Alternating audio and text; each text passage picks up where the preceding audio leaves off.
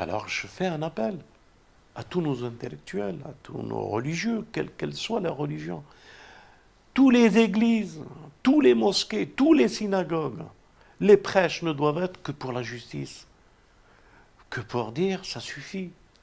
Il est temps de récupérer et d'éloigner le mal de nos hommes, quels qu'ils soient, et de transformer notre société. Si moi je mange un pain par jour, je suis prêt à manger qu'un quart pour que les autres en leur part. Il est prêt d'être... On peut être solidaire. Si nous avons beaucoup d'eau, on peut être solidaire.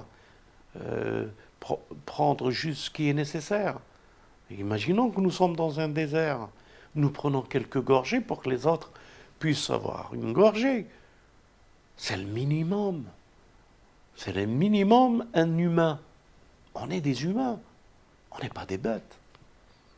Ils ont fait de nous des bêtes. On n'a plus le droit à réfléchir. Si on réfléchit, on devient un intégriste. Si on parle, on devient un intégriste. Ben oui. Si on parle, si on dit quelque chose de juste, tout simple. Donc quel est l'espoir? Ben, l'espoir, c'est que cet appel doit être relié. Les gens doivent partager ces informations.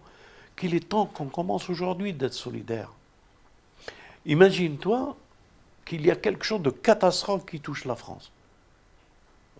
Et je t'assure que c'est fort possible. Ça arrive, allez.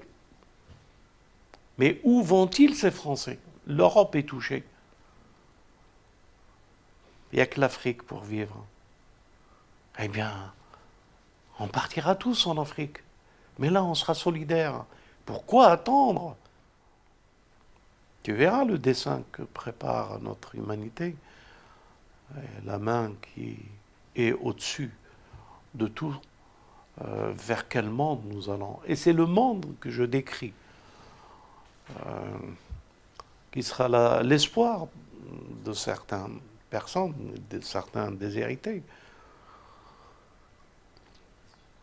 Que Dieu prête assistance aux hommes de bonne volonté pour mûrir dans la réflexion et partager et la solidarité. On est des hommes.